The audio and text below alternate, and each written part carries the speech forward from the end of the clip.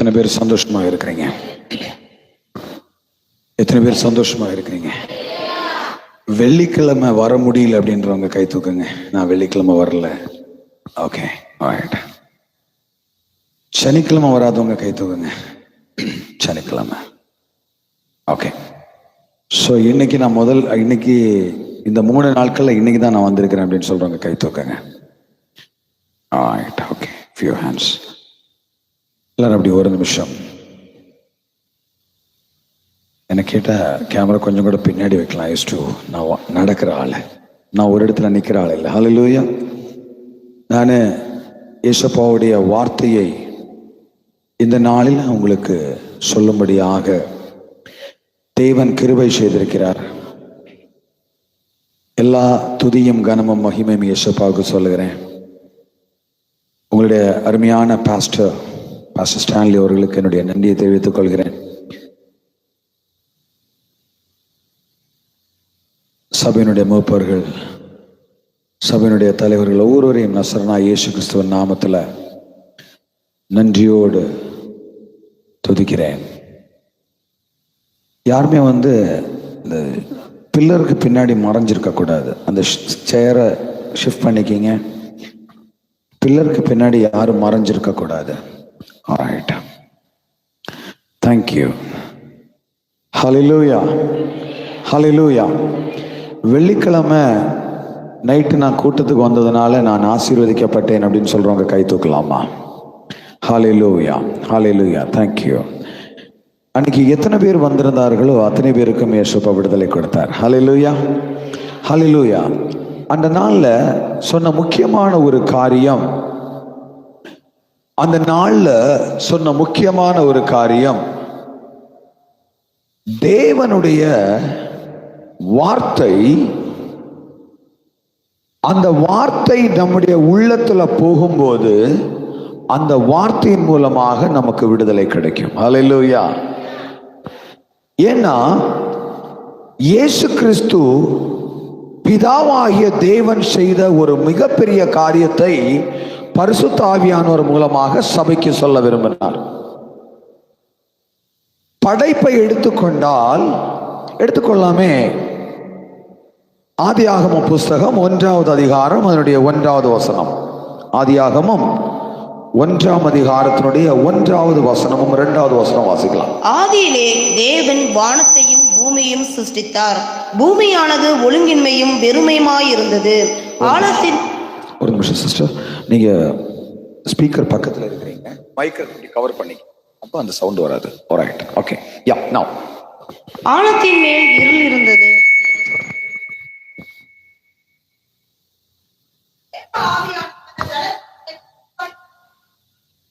ஆழங்களின் மேல் என்ன இருந்தது? என்ன இருந்தது? என்ன இருந்தது? இருள் இருந்தது. தேவ ஆவியானவர் ஜலத்தின் மேல் அசைவாடி கொண்டிருந்தார். ஆழங்களில் இருந்தது இருள்தான். நீங்க உங்களுடைய வாழ்க்கையை நீங்கள் ஆழமாக பார்க்கும்போது, ஒருவேளை உங்களுடைய வாழ்க்கையில நீங்க இருளை பார்க்கிறீர்கள் என்றால், தேவ ஆவியானவர் உங்களுடைய வாழ்க்கையில அசைவாடி கொண்டிருப்பதை நீங்கள் மறக்க கூடாது. எத்தனை பேருக்கு நான் சொன்னது புரிஞ்சது? அதனுடைய அடுத்த வசனத்தை வாசிக்கலாமா? தேவன் வெளிச்சம் உண்டாக கடவது என்றார், வெளிச்சம் உண்டாயிற்று. இந்த இடத்துல தேவன் சொன்ன காரியம், வார்த்தையினால தேவன் வெளிச்சம் உண்டாக கடவது என்று சொன்னார். ஹல்லேலூயா. உங்களுடைய வாழ்க்கையில ஐயோ இபி ஆபீஸ் போயிட்டு காசு கட்டுறதுக்கு என்கிட்ட காசு இல்லை, நான் போயிட்டு பிளம்பிங் எல்லாம் பண்ணணும் அதுக்கு என்கிட்ட காசு இல்லை, சுவிட்சஸ் எல்லாம் வாங்கணும், பல்ப் எல்லாம் வாங்கணும், அப்பதான் நான் சுவிட்ச் போட்டா லைட் எரியும், எலக்ட்ரிசிட்டி வேணும், இப்படி நிறைய ப்ராசஸ் நீங்க சொல்லுவீங்க. ஆனா தேவன் சொல்கிறார், வெளிச்சம் உண்டாக கடவது, வெளிச்சம் உண்டாயிற்று. இந்த இடத்துல முக்கியமான காரியம், நீங்களும் நானும் செய்கிற காரியம் என்னன்னா, எனக்கு அந்த பிரச்சனை இருக்கு, இந்த பிரச்சனை இருக்குது. நாம் அந்த பிரச்சனைகளை சொல்லும் போது தேவன் நம்முடைய வாழ்க்கையில சொன்ன வார்த்தையை நாம் மறந்து விடுகிறோம். உங்களுடைய வாழ்க்கையில ஆழம் இருக்கிறது. தேவன் அந்த ஆழத்தை பார்த்தார். அந்த பார்த்த ஆழத்திலே இருள் இருந்தது. அந்த இருளை பார்த்து தேவன் சொன்ன வார்த்தை, வெளிச்சம் உண்டாக கடவது.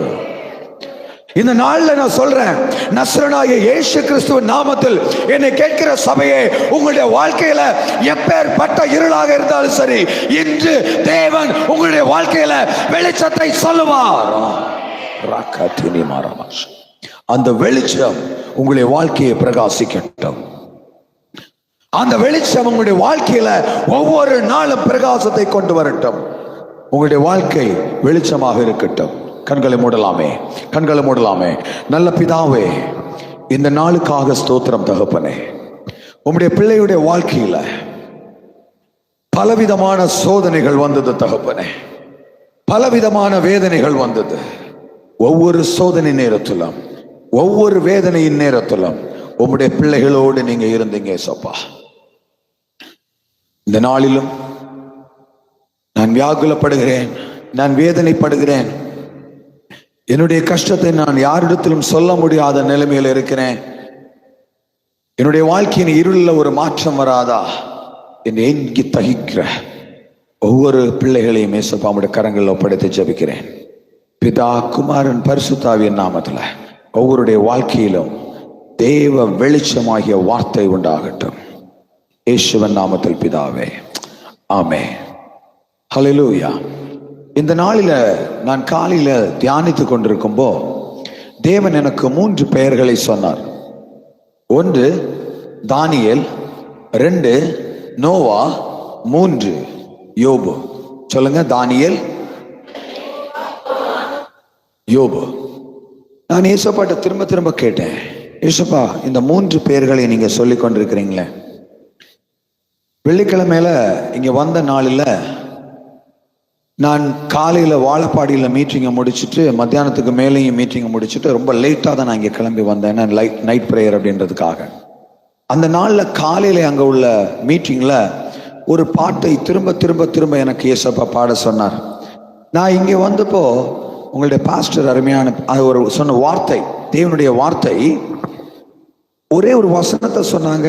அந்த வாசனத்தில் முழுவதும் அந்த பாட்டு இருந்தது. அல்லேலூயா. இந்த நாளில் தேவனோடு தானியேல், யோபு, நோவா என்று பேசும்போ இன்னைக்கு பாஸ்டர் சொன்ன வார்த்தை எது? தானியேல். தானியேலை பற்றி சொன்னாங்க இல்லையா? எத்தனை பேர் கேட்டீங்க ஒரு தானியேல் வார்த்தை சொன்னது? ஸோ நான் அதில் அந்த தானியேல்னு சொன்ன உடனேயே வசனத்தை எடுத்துக்கொண்டேன். கவனம் வேணுமோனே. யாருமே உங்களுடைய தனிப்பட்ட வேலைகளை செய்யாதீங்க. கவனமாக வசனத்தை கேளுங்க. வசனத்தை நீங்க மிஸ் பண்ணிட்டீங்கன்னா அதுக்கப்புறம் கண்டினியூஷன் உங்களுக்கு கிடைக்கிறது வாய்ப்பு இருக்காது. ஏன்னா தேவனுடைய வார்த்தையை நாம் ரிப்பீட் பண்ணி ரீப்ளே பண்ணி கேட்க முடியாது. அவர் சொல்லுகிற நேரத்தில் கேட்டுக்கணும். ரொம்ப முக்கியமான ஒன்று, மொபைல் ஆஃப் பண்ணி வச்சிருங்க, சைலண்ட் பண்ணிடுங்க. Thank you. I don't want any distraction.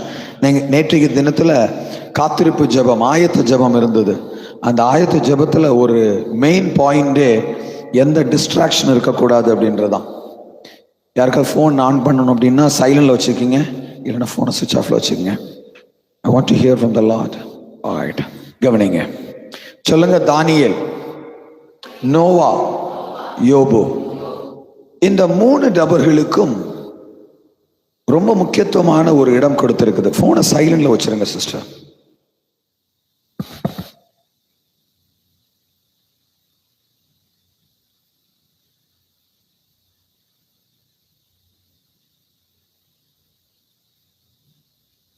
முக்கியமான ஃபோன் அப்படின்னா நீங்க சைலண்டா வச்சுக்கலாம், இல்லைன்னா ஃபோனை சுவிட்ச் ஆஃப் பண்ணிருங்க. ஓகே. இந்த நாளில் கேட்ட வார்த்தை என்ன?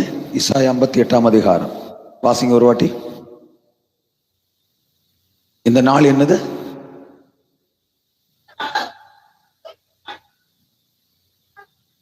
தயவு செய்து, எனக்கு தெரியும் உங்களுக்கு மொபைல் ரொம்ப இஷ்டம், தயவு செய்து அந்த இஷ்டமானதை செய்யாதீங்க.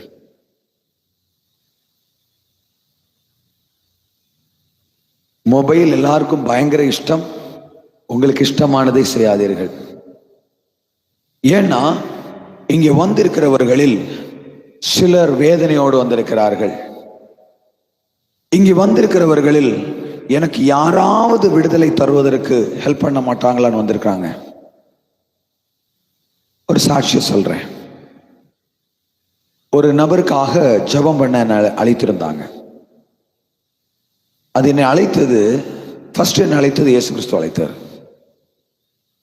சனிக்கிழமையில நான் ஊழியத்துக்காக போகணும் ஒரு சபையில்.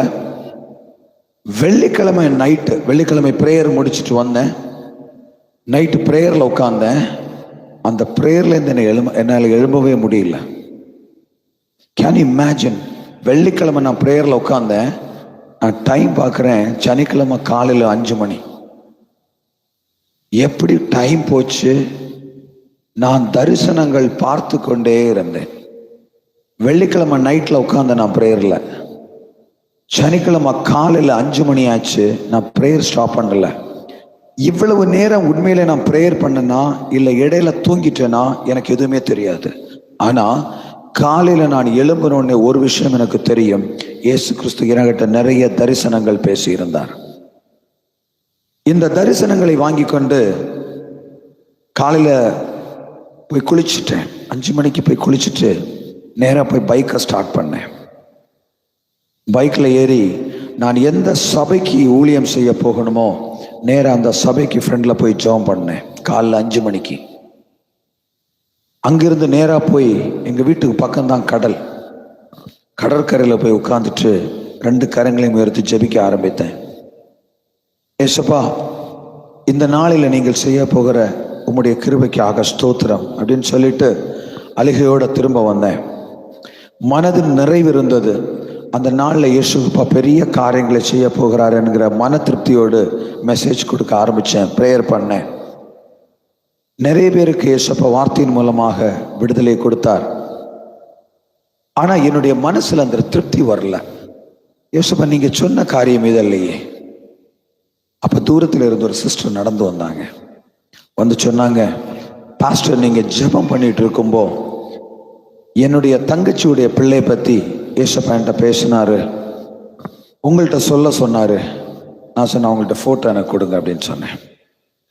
அந்த ஃபோட்டோ என் கையில் வந்த உடனே நான் அதை பார்த்தேன். அந்த ஃபோட்டோ எப்படிப்பட்ட தெரியுமா? பிஇ முடிச்சு வேலைக்காக காத்திருந்த 23 வயசு பையனுக்கு தலைக்கு சுகம் இல்லாமல் ஆயிற்று. மென்டலிட்டி இல். 2 வருஷ காலமாக ஒரே முறையில் அடைச்சி வச்சிருக்கிறாங்க. பக்கத்தில் யாராவது போனா அடிச்சிருவான். 3 மாசமாச்சு சாப்பிட்டு, 2 வருஷமாச்சு முடி வெட்டி. அவனுடைய முடியை வெட்டி 2 வருஷமாச்சு. 2 வருட காலமாக முடி வெட்டாம ஒருத்தர் குளிக்காம இருந்தா என்ன நிலைமையில இருக்கும்? பக்கத்துல போக முடியல, அவ்வளவு நாத்தம் இருந்தது. அவங்க வீட்டில் உள்ளவங்க சொல்றாங்க, பாஸ்டர் பக்கத்துல போக வேண்டாம். என்கிட்ட இயேசுப்பா சொன்னார், போ, நான் இவனை பத்தி தான் அவன்கிட்ட சொன்னேன் அப்படின்னாரு. அல்லேலூயா. அவன் தலையில என் கையில எண்ணெய் எடுத்து தலையில பூசலாம் அப்படின்னு பார்த்த உடனே என் கை ஃபுல்லா பேன் வந்துருச்சு. அவன் தலை ஃபுல்லா பேனா இருந்தது. நான் நேற்றைய தினத்தில் அந்த போட்டோவை பாஸ்டருக்கு காமிச்சேன். அன்னைக்கு வீட்டுக்கு வந்தேன், ஜெபம் பண்ணிட்டு வீட்டுக்கு வந்தேன். ஒரு நாளைக்கு முன்னாடி நான் தூங்கல. அந்த நாள் என்னை தூங்க விடலை. நான் ஜெபம் பண்ணேன், ஏசப்பா நீங்கள் எனக்கு வார்த்தையை கொடுத்தீங்க, வல்லமையை கொடுத்தீங்க, அதிகாரத்தை கொடுத்தீங்க. என் சகோதரனுக்காக நான் ஒன்றும் செய்ய முடியாத ஒரு, எப்படி சொல்லலாம், ஒரு என்ன சொல்ல, அந்த வார்த்தை என்ன சொல்லுங்க. உங்களுடைய சகோதரனுக்காக நீங்கள் ஒன்றும் செய்ய முடியாமல் இருந்தால் என்னுடைய வார்த்தை என்ன? பலனற்று போயிருக்கிற அவஸ்தை.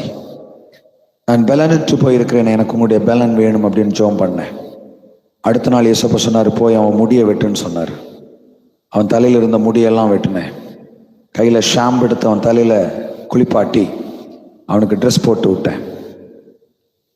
5வது நாள் என் கூட உட்காந்து சாப்பிட்டான். ஹல்லேலூயா. 5 நாட்கள் டெய்லி அவன் வீட்டுக்கு போனேன் ப்ரேயர் பண்றதுக்கு.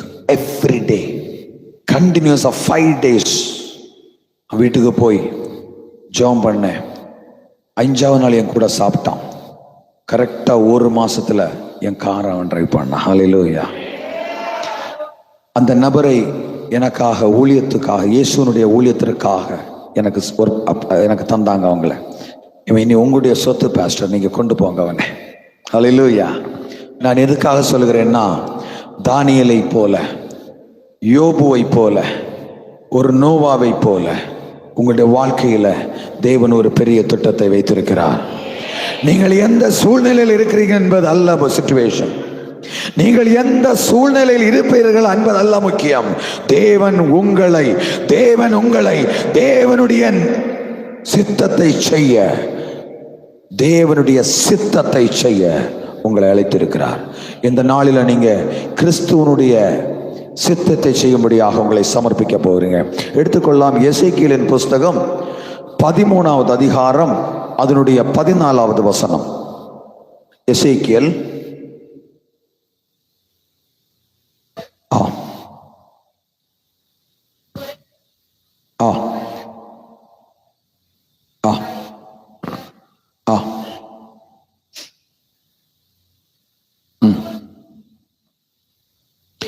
இப்போ இந்த இடத்துல தேவனுடைய சித்தம்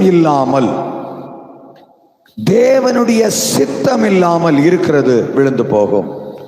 அந்த இடத்துலையும் தேவன் 3 பேரை சொல்கிறார். அந்த இடத்துல தேவன் 3 பேரை சொல்கிறார். அந்த பேர் யாரெல்லாம்? வாசிங்க. அது எத்தனாவது வசனம்? 3 பேர் ஏசப்பா சொல்லுவார் அந்த இடத்துல. எனக்கு தெரிஞ்சு 14வது அதிகாரம் நினைக்கிறேன் சிஸ்டர். 14ல் 13வது வசனம் வாசிங்க. 14ல் 13. இட்ஸ் 14:13. ஒரு நிமிஷம் யாராவது ஒருவர் வாசிக்கணும், சத்தமா வாசிக்கணும். மனுபுத்திரனே,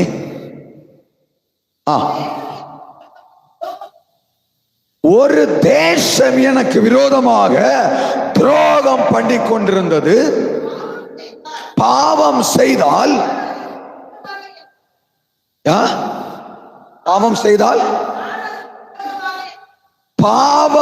செய்தால் தேவன் அதற்கு விரோதமாக கையை நீட்டி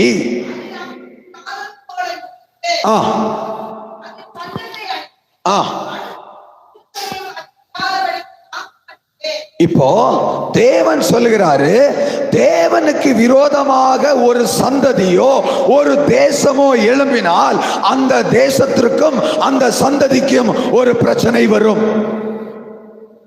இஸ்ரவேல் ஜனத்துக்கு பிரச்சனை வந்ததா இல்லையா? வந்தது. ஏன்? சொல் பேச்சை கேட்கவில்லை. ஆதாம் தன்னுடைய கையினால தேவன் செய்த பிள்ளை,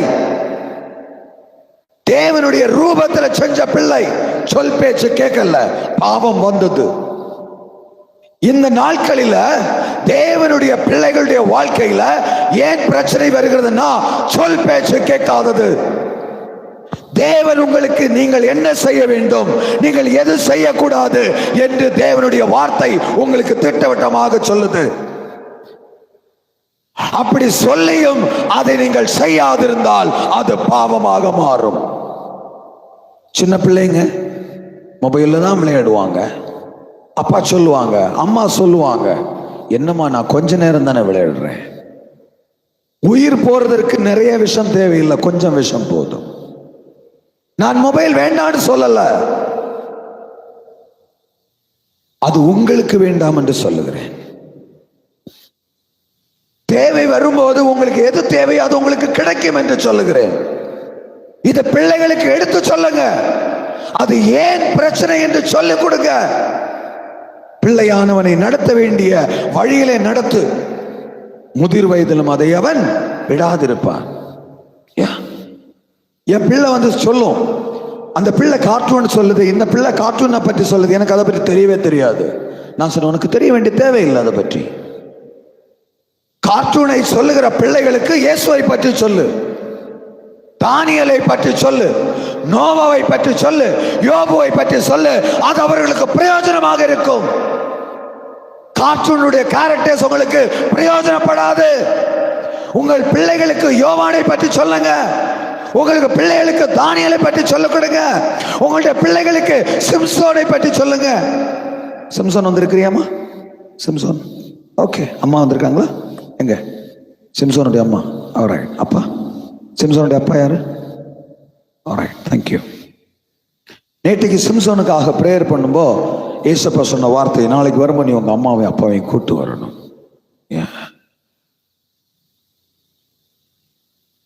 தேவனுடைய சிம்சோன்ற வார்த்தை வந்தோடனே ஏசப்பா எனக்கு கொடுத்தாரு அந்த வார்த்தை.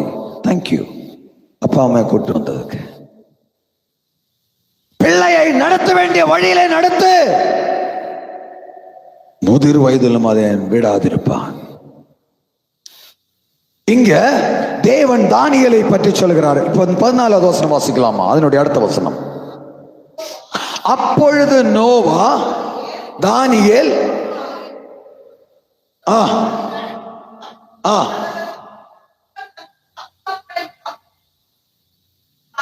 இங்க தானியேலுக்கும் நோவாவுக்கும் யோபுவுக்கும் தேவன் ஒரு வாக்குத்தத்தம் கொடுக்கிறாரு. தப்பு பண்ணுகிறவர்கள் நடுவில் இப்படிப்பட்ட 3 பேர் இருந்தாலும் அவர்கள் தங்களுடைய ஆத்துமாவை மட்டும்தான் பாதுகாத்துக் கொள்ள முடியும். நான் சொல்றது விளங்குதா உங்களுக்கு? நீங்கள் உலகம் முழுவதும் ஆதாயமாக்கி கொண்டாலும் உங்களுடைய ஆத்துமாவை நஷ்டப்படுத்தினால் லாபமான பிசினஸ் பண்ணலாமே. நீங்கள் உங்களுடைய ஆத்துமாக்களை பிரயோஜனப்படுத்த வேண்டும், ஆதாயப்படுத்த வேண்டும். உங்களுக்கு லாபம் உள்ளது அது மட்டுமே. இங்க தானியேலை போன்றவர்கள் இருந்தாலும், யோபுவை போன்றவர்கள் இருந்தாலும், இல்ல நோவாவை போன்றவர்கள் இருந்தாலும் ஆத்துமாவை மட்டும் தான் காப்பாற்றிக் கொள்ள முடியும். வேற எதையும் காப்பாற்ற முடியாது. ஏன் தெரியுமா? ஆத்துமாவை காப்பாத்தினா நீங்க நித்திய காலம் வாழ முடியும். அல்லேலூயா. இந்த உலகத்துல கொஞ்ச நாளுக்காக வாழ வந்தவர்கள் அல்ல நீங்களும் நானும். இந்த உலகத்தின் மூலமாக நித்திய வாழ்வில் வாழ வந்தவர்கள் நாம். நாம் எப்படி நம்முடைய அம்மாவுடைய வயிற்றுல ஒரு கொஞ்ச காலம் இருந்தோமோ, அதன் பின்பாடு நம்ம எப்படி இந்த உலகத்துல வந்தோமோ, அதுபோல இந்த உலகத்துல கொஞ்ச காலம் நாம் இருந்துட்டு நாம் நித்தியதைக்கு போய்விடுவோம். நித்தியதைக்கு போவோம் என்பதற்கு அர்த்தம் செத்து போவோம் என்றல்ல. நாம் நித்தியதையில் போனால் என்றைக்கும் உயிரோடு தான் இருப்போம். ஆனால் சாத்தானோடு உயிரோடு இருக்கணுமா, இல்ல இயேசுவோடு உயிரோடு இருக்க வேண்டுமா அப்படின்னு நம்ம இப்ப நிர்ணயிக்கணும். சாத்தானோடு நாம் என்று உயிரோடு இருந்தால் அங்கே பிரச்சனை உண்டு, அங்கு வேதனை உண்டு, அங்கு அழுகை உண்டு, அங்கு பல்கடிப்பு உண்டு. ஆனால் இயேசுவோடு இருந்தால் எப்போதும் சந்தோஷம் மட்டுமே உண்டு. 2 இடத்துல போனாலும் சாக முடியாது. 2 இடத்துல போனாலும் உயிரோடு தான் இருக்கணும். ஆனா ஒரு இடத்துல சந்தோஷமாக உயிரோடு இருக்க முடியும், இன்னொரு இடத்துல சங்கடமாக உயிரோடு இருக்க முடியும். சாத்தான் இடத்துல போய் உயிரோடு இருக்கிறதுக்கு பேரு தான் 2வது மரணம். வார்த்தைகள், நாம் இந்த உலகத்துல ஒரே வார்த்தைக்கு பல அர்த்தங்கள் இருப்பதனால்தான் இதனுடைய அர்த்தம் நமக்கு சரியாக புரியாம போச்சு. சோ இந்த நாளில 3 பேர் சொல்லுங்க, தானியேல், ஹல்லேலூயா. இந்த 3 பேரும் தவறு செய்கிறவர்கள் கூட்டத்தில் இருந்தாலும் அவர்கள் தங்கள் ஆத்துமாவை மட்டும் தான் பாதுகாத்துக் கொள்ள முடியும். மறந்து போக கூடாது. நமக்கு ஆத்துமாவை பாதுகாத்தா போதும். ஹல்லேலூயா. தானியேல் தப்பு செஞ்சாப்லையா? தானியேல் தப்பு செஞ்சாப்லையா? இல்ல. ஆல்ரைட். நோவா தப்பு செஞ்சாப்லையா? இல்ல. தப்பு பண்ணாப்ல? செஞ்சாங்க. என்ன தப்பு பண்ணாங்க? தப்பு செய்யல. யோபு ஏதாவது தப்பு பண்ணாப்லையா? தப்பு பண்ணல. ஓகே. பாவம் செய்யாத மனுஷர்கள் அப்ப உங்களுக்கு 3 பேரை தெரிஞ்சிருக்குது. வசனம் சொல்லுது, ஒருவன் பாவம் செய்யவில்லை என்பானே ஆனால் அவன் தன்னை தானே வஞ்சிக்கிறவனா இருப்பான். அப்ப இந்த 3 பேரும் வஞ்சிக்கிறாங்களா தங்களையே? ஆதாம் தொடங்கி எல்லாருக்கும் பாவம் வந்ததுங்க. ஒரு மனுஷர் கூட இந்த உலகத்தில் இல்லை, ஒருவனாகிலும் இல்லை, ஒருவர் கூட இல்லை, ஒரு நபர் கூட இல்லை. அப்ப நோவா தப்பு செஞ்சாப்லையா? தப்பு செஞ்சாப்லையா? நாம் நம்மளை நம்முடைய கண்ணில் பார்த்தா நம்ம தப்பே செய்யாதவங்க மாதிரி தெரியும். எடுத்துக்கொள்ளுங்க, நோவா எனக்கு தெரிஞ்சு ஆதியாகம புஸ்தகம் 3வது அதிகாரம் நினைக்கிறேன்.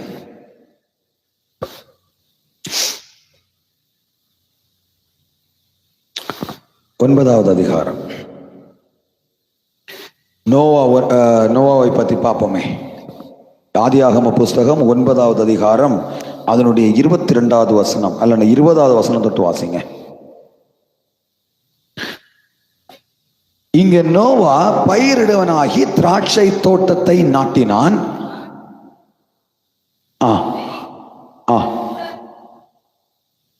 என்னது? தண்ணி அடிக்கிறது நல்ல விஷயமா? நல்ல விஷயமா? இல்ல, இது அவர் செய்த பாவம். நோவா மதுபான பிரியனாக நிறைய மதுபானம் குடிச்சிட்டு தன் நடக்கையை மறந்தார். இது நான் சொல்லல, பைபிள் சொல்லுது. ஓகே, இது ஏன் பாவம் என்று சொல்றேன்னா, லூக்கா எழுதின சுவிசேஷம் 21ஆம் அதிகாரத்துல 33, 34 வாசிங்க சீக்கிரமா.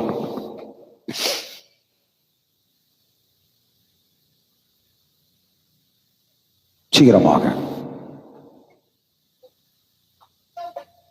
ஆ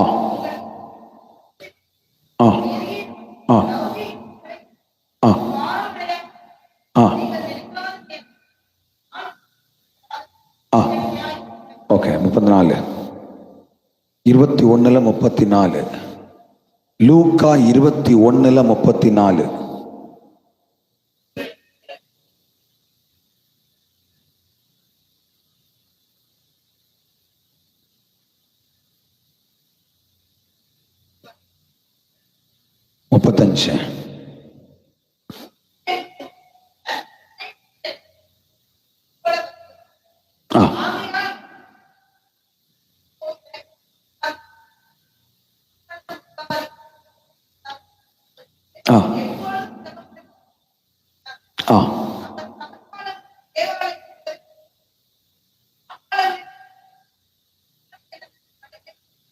ஓகே, 32வது வசனம் வாசிங்க.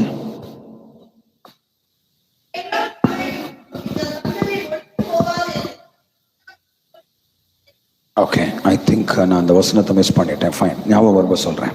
இப்போ நோவா எடுத்து கவனிங்க எல்லாரும் ஒரு நிமிஷம் சொல்லுங்க. ஏசப்பா, ஏசப்பா, நாங்க ஒரு வார்த்தையை கூட மிஸ் பண்ணக்கூடாது. நாங்க உங்களுடைய வார்த்தையை கேட்கும்படியாக வந்திருக்கிறோம். எந்த காரணத்தினாலையும் நாங்க உங்களுடைய வார்த்தையை விட்டுவிடக்கூடாது, மிஸ் பண்ணக்கூடாது. எங்களை காத்துக்கொள்ளுங்க ஏசப்பா, இயேசுவின் நாமத்தில் ஆமென். சொல்லுங்க. நோவா, தானியேல், யோபு. இந்த நோவா தன்னைத்தானே மதுபான வெறி உள்ளவனாக, அதனுடைய அடுத்த வசனத்தை நீங்க வாசிச்சீங்கன்னா 9ஆம் அதிகாரத்துல 22வது வசனம் வாசிங்க. அப்பொழுது ஆ ஆ ஆ ஆ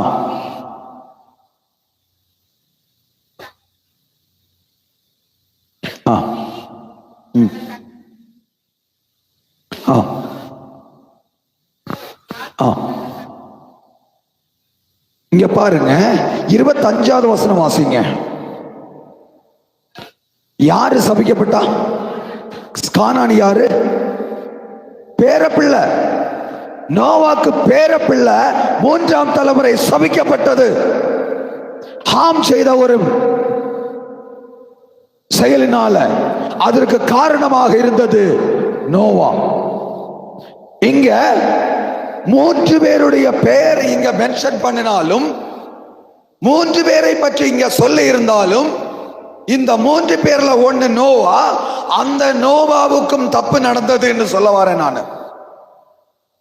தப்பு பண்ணுகிறவர்கள் மத்தியில மற்றவருடைய பார்வைக்கு தப்பு செய்யவில்லை என்று தோணுகிற நோவா இருந்தாலும் அவர் உலகபரமாக எது பெற்றுக்கொள்வார் என்றால் ஆத்துமாவை மட்டுமே பெற்றுக்கொள்வார். அல்லேலூயா. கானான் என்கிற பேரப்பிள்ளை நோவா என்கிற தாத்தாவினால் சபிக்கப்பட்டார். மறந்து போக கூடாது. அந்த காலத்துல தேவன் பேரப்பிள்ளைகளை சபிச்சிட்டாரு. நீங்கள் விக்கிரகத்துக்கு உங்கள் தலைகளை நீங்கள் வணங்கினால் அந்த விக்கிரகத்துக்கு இயேசு கிறிஸ்து என்று பெயரிட்டாலும் 3ஆம் 4ஆம் தலைமுறை மட்டும் தேவன் கேட்பார். எடுத்துக்கொள்ளலாம். யாத்திராகம புஸ்தகம் 20ஆம் அதிகாரத்தினுடைய 3வது வசனம். சீக்கிரமாக.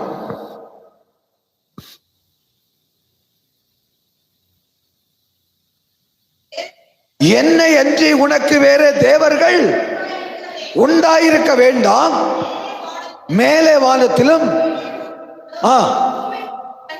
தண்ணீரிலும் நீ உண்டாக்கவும் வேண்டாம், நீ சேவிக்கவும் வேண்டாம். அடுத்து என்ன சொல்றது சிஸ்டர்? நீ அவைகளை நமஸ்கரிக்கவும் சேவிக்கவும் வேண்டாம் சொல்லிட்டாரு. சொன்னவர் பிதாவாகிய தேவன். அப்படி செய்தால் என்ன ஆகும்? ஓகே.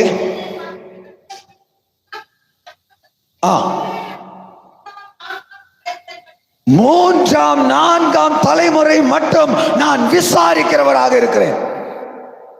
நீங்கள் விக்கிரகத்துக்கு தலை வணங்கினால் அந்த விக்கிரகத்துக்கு இயேசு கிறிஸ்து என்று பெயர் போட்டாலும், அந்த விக்கிரகத்துக்கு இயேசு கிறிஸ்துடைய அம்மா என்று பெயர் போட்டாலும், அந்த விக்கிரகத்துக்கு இயேசு கிறிஸ்துடைய சகோதரன் என்று பெயர் போட்டாலும் அது விக்கிரகமே.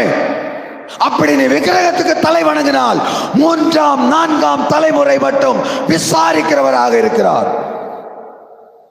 நோவா காரணமாக கானான் சபிக்கப்பட்டான். மறந்து போகக்கூடாது.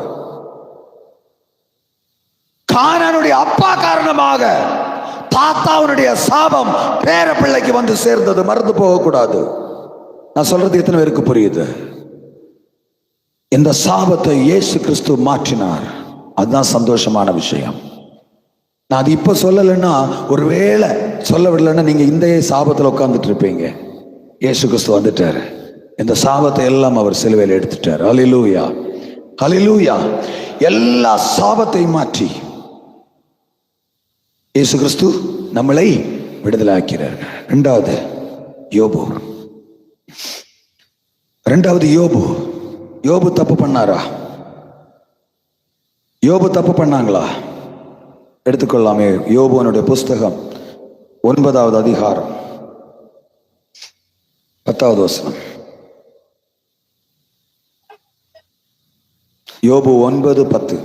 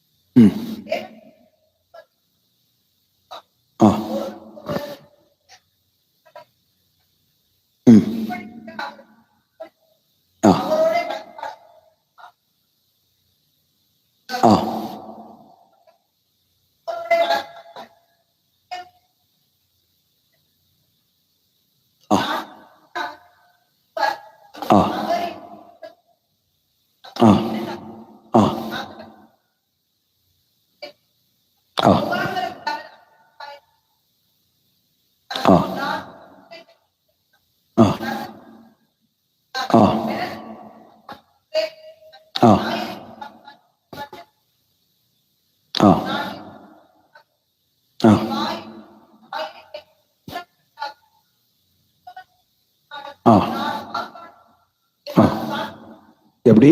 ஒரு வாட்டி கூட வாசிங்க. அது நான் எத்தனாவது வசனம் சிஸ்டர்? அது சாரி, ஓகே 20. நான் என்னை நீதிமான் ஆக்கினாலும், அதாவது யோபு சொல்றாரு, நான் பாவம் செய்யவில்லைன்னு எனக்கு மனசாட்சிக்கு தெரியும், அப்ப நான் நீதிமான் தான். நான் என்னை நீதிமான் ஆக்கினாலும், ஓ, யார் என்ன குற்றவாளியாக்கும்? யார் என்ன குற்றவாளியாக்கும்?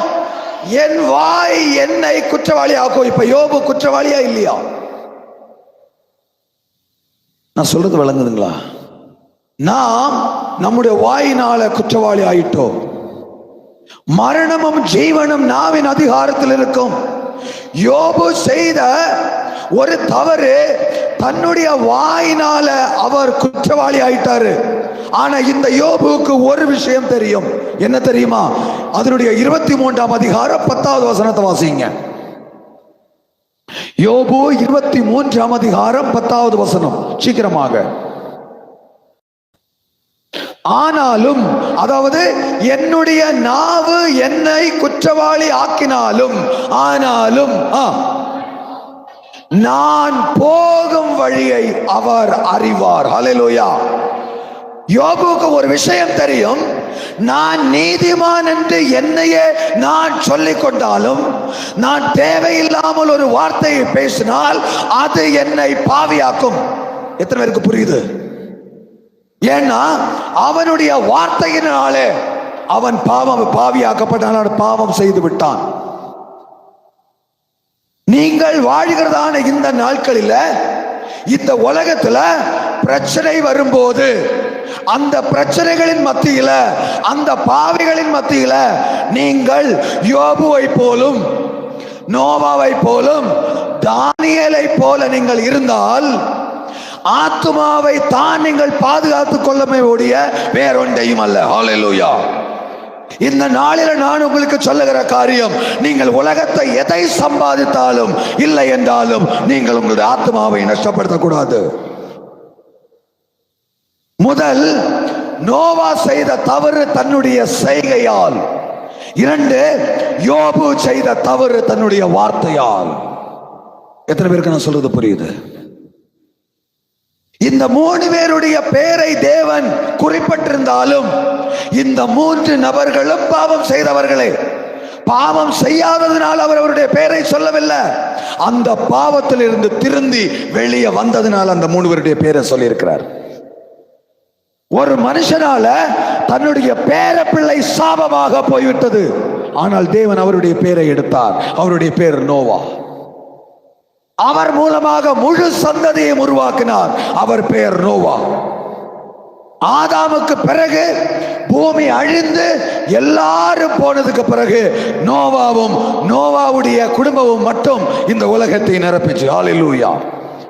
அப்படிப்பட்ட ஆசீர்வதிக்கப்பட்ட ஒரு மகன் மூலமாக தேவன் உங்களுடைய வாழ்க்கையில பேசும்போது அவர் பாவம் செய்யாதனால அல்ல. இந்த நாளில உங்களுடைய பாவம் தான் உங்களை வருத்தப்படுத்துகிறது என்றால், தேவன் உங்கள் மூலமாக உங்களை ஆசீர்வதிக்க வல்லவராயிருக்கிறார். தேவன் உங்கள் மூலமாக உங்களுடைய சந்ததி ஆசீர்வதிக்க வல்லவராயிருக்கிறார். ஹல்லேலூயா, ஹல்லேலூயா. யோபு தன்னுடைய வார்த்தையினால பாவம் செய்துட்டார். அவர் தன்னைத்தானே நீதிமான் என்று அறிந்திருந்தார். தேவனே சாட்சி கொடுத்தார். சன்மார்க்கனும் உத்தமனுமாகிய என் தாசனாகிய யோபுவின் மேல் கண்ணை வைத்தாயோ. தேவனே சாட்சி கொடுத்தார். அவனுக்கு தெரியும். யோபு சொல்றாரு, நான் என்னுடைய வார்த்தையினால பாவம் செய்து விட்டேன். ஹல்லேலூயா. ஆனாலும் நான் போகும் வழியை அவர் அறிவார். ஒரு முறை சோதிக்கப்பட்ட பின் நான் பொன்னாய் விளங்குவேன். ஹல்லேலூயா. சொல்லுங்க, ஒரு முறை நான் சோதிக்கப்பட்ட பின், ஒரு முறை நான் சோதிக்கப்பட்ட பின் நான் பொன்னாய் விளங்குவேன். நான் பொன்னாய் விளங்குவேன். ஓகே, இனி ஒரு விஷயத்தை கூட சொல்லிட்டு நான் முடிக்கலாம்னு நினைக்கிறேன். ஹல்லேலூயா. மூன்றாவது யாரு? மூன்றாவது யாரு? தானியேல் தப்பு பண்ணாப்லையா? தானியேல் தப்பு பண்ணாப்லையா? எனக்கு தெரிஞ்ச அவர் செஞ்ச தப்பு தெரியுமா? நல்ல சாப்பாடை வேண்டான்னு சொல்லிட்டாரு. வேற தப்புன்னு எனக்கு தெரிஞ்ச மாதிரி தெரியல பாஸ்டர். உங்களுக்கு தான் தெரியுமா? இல்லைல்ல. நான் பைபிளை தேடி தேடி பார்த்தேன், வேற ஒரு தப்பு தெரிஞ்ச மாதிரி இல்லை. ஆனா பாவம் செய்யாத ஒரு நபர் கூட இல்லை. அதனால அவரும் பாவம் செய்திருக்கலாம், எனக்கு தெரியல. நான் மற்றொரு ஆளை குற்றவாளின்னு சொல்றதுக்கு நான் யார்? அவர் ஒரு தப்பு செஞ்சார், என்ன தெரியுமா? அரசனுக்கு சாப்பாடு எனக்கு வேண்டான்னு சொல்லிட்டாரு. நீ ஒரு நல்ல சாப்பாடு எனக்கு தந்து அதனால நான் புஷ்டியாய் நான் பெரிய ஆளாக வேண்டாம். நான் சொல்றது விளங்குதா உங்களுக்கு? தேவன் எனக்கு தருகிற ஆகாரத்தை நான் சாப்பிட்டு அதுல நான் புஷ்டி ஆகிறதை நீ பார்க்கவில்லை என்றால் நீ எது சொல்றியா நான் செஞ்சுக்கிறேன். அல்லேலூயா. அப்படிதானே? அப்படித்தானே எழுதியிருக்குது. எடுத்துங்க தானியேலின் புஸ்தகம், தானியேலின் புஸ்தகம் 3ஆம் அதிகாரம். சீக்கிரமாக, டைம் இல்லை. தானியேலின் புஸ்தகம் 3 அதனுடைய 4வது வசனம்.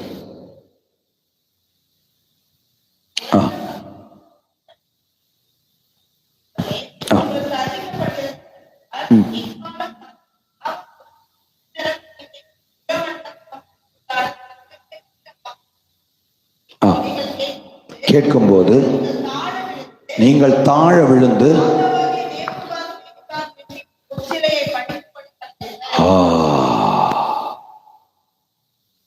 தேவனுடைய நாமத்தை மறுதலித்து இந்த உலகபரமான வழக்கத்துக்கு நீங்கள் கீழ்ப்படியணும். இதுதான் சட்டம். அப்ப என்னாச்சு? கண்டினியூ பண்ணுங்க. போனால் நல்லா கவனிங்க. இந்த ஒரு தானியேல், அவன் கூட இருந்த 3 பேர் அல்லனா 4 பேர் அல்லனா ஒரு கூட்டம், அதுல ஷாத்ராக், மேஷாக், ஆபேத்நேகோ, அவங்க 3 பேரையும் தானியேலுடைய இன்ஸ்ட்ரக்ஷன்ல சிலை வழிபடல. இங்க தானியேலை பாஸ்டராக பார்க்கலாம். பாஸ்டர் செய்கிற ஒரு செயல் அல்லனா பாஸ்டர் சொன்ன ஒரு வார்த்தையின்படி சபை விசுவாசிகள் கீழ்ப்படிந்தார்கள். கீழ்ப்படிந்த விசுவாசிகளுடைய பெயர் ஷாத்ராக், மேஷாக், ஆபேத்நேகோ. ஒருவேளை நீங்கள் தானியேல் இல்லாம இருக்கலாம், ஆனா தானியேல் இருக்கக்கூடிய சபையில நீங்கள் ஷாத்ரேக்காக இருக்கிறீர்கள், சிலர் மேஷாக இருக்கிறீர்கள், சிலர் ஆபேத்நேகோவாக இருக்கிறீங்க. உங்களுக்கு நீங்கள் நேர்மையான காரியம் செய்ததினால் உங்களுக்கு தண்டனை தீயில போகிறதுனாலும் அந்த தீக்குள்ள இயேசுவா இருப்பாரு. எத்தனை பேருக்கு நான் சொன்னது விளங்குச்சு? தேவனுடைய வார்த்தையை கேட்டு, தேவன் சொல்லுகிற தீர்க்க தரிசனத்தை கேட்டு, அதை சொல்லுகிற தானியேலை போல பாஸ்டர்ஸ் உங்கள்கிட்ட பேசும்போது, தீர்க்கதரிசியின் மூலமாக தேவனுடைய வார்த்தை உங்களிடத்துல வந்து சேரும்போது, நீங்கள் அந்த வார்த்தையை கீழ்ப்படுகிறவர்களாக மாறினால் தீயில போக வேண்டிய ஒரு நிலைமை வந்தாலும் அந்த தீ உங்களை ஒன்றும் செய்யாது. ஹல்லேலூயா. எத்தனை பேருக்கு புரிஞ்சது?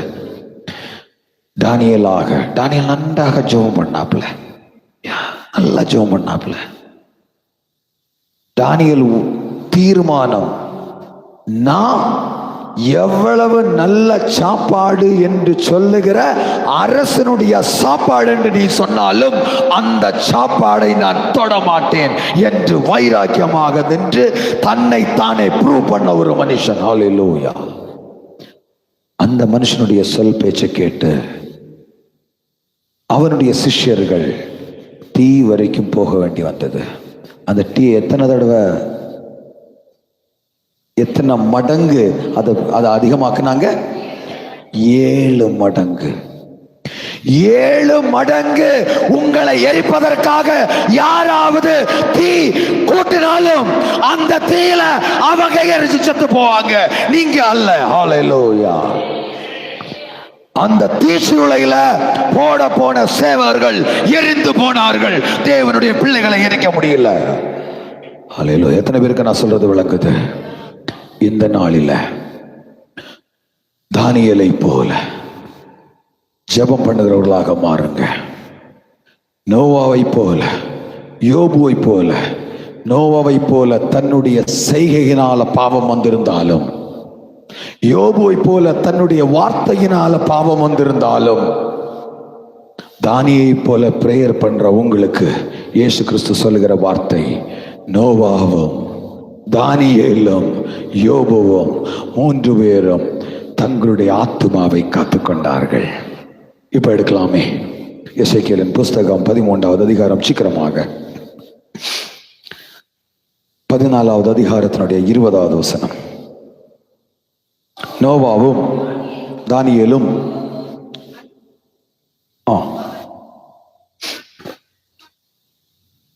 சொல்லுங்க, நீதியினால் ஆத்துமாவை மாத்திரம் தப்பித்துக் கொள்வார்கள். 21. ஆகையால் கர்த்தராகிய ஆண்டவர் சொல்லுகிறது என்னவென்றால், நான் மனுஷரையும் மிருகங்களையும் நாசப்படும்படி எருசலேமுக்கு விரோதமாக பட்டயம், கஷ்டம், கொள்ளை நோயிலும் 4 கொடிய தண்டனைகள் அனுப்புவேன். எது?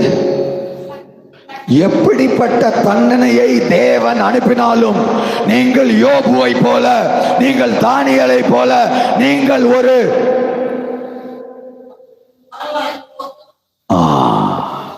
இப்பேற்பட்ட ஜனங்கள் போல இந்த 3 விதமான ஆட்களாக நீங்கள் இருந்தீர்கள் என்றால் நிச்சயமாக தேவன் உங்களுக்கு ஒரு பெரிய விடுதலை தருவார். அதில் எந்த மாற்றம் வேண்டாம். அதற்காக நான் ஒரே ஒரு how much more time I have?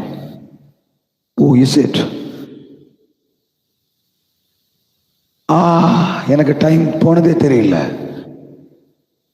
இப்போ நம்ம இப்போ அடுத்து கண்டினியூஷன் கேட்கணும் அப்படின்னு விரும்புறீங்கன்னா செகண்ட் சர்வீஸுக்கு வரணும். நான் இப்போ முடிக்க போகிறேன். அல்லேலூயா, அல்லேலூயா. சொல்லுங்க, நான் தானியேலை போல, நான் தானியேலை போல, நான் யோபுவை போல, நான் நோவாவை போல தேவனுடைய வார்த்தையை கேட்டு அதன்படி செய்கிறவராக ஒவ்வொரு நாளும் நான் வாழுவேன். இயேசு கிறிஸ்துவின் நாமத்தில் நான் இதை இன்றைக்கு தீர்மானமாக எடுக்கிறேன். நான் இதை இன்றைக்கு தீர்மானமாக எடுக்கிறேன். I request all the people to come over here for the second service. இன்னைக்கு நீங்க எல்லாரும் செகண்ட் சர்வீஸுக்கு வரணும். ஹalleluya. எத்தனை பேர் செகண்ட் சர்வீஸுக்கு வர போறீங்க? இன்னைக்கு கை தூக்குங்க. செகண்ட் சர்வீஸுக்கு நான் வருவேன் அப்படின்னு சொல்லுவாங்க. கை தூக்குங்க. யாருக்கு ஒரு கையும் உங்களுக்கு காணும்? யாரெல்லாம் சொர்க்கத்துக்கு வர விரும்புறீங்க? எல்லா கையும் வருது. Okay, fine. தேவனுடைய வார்த்தை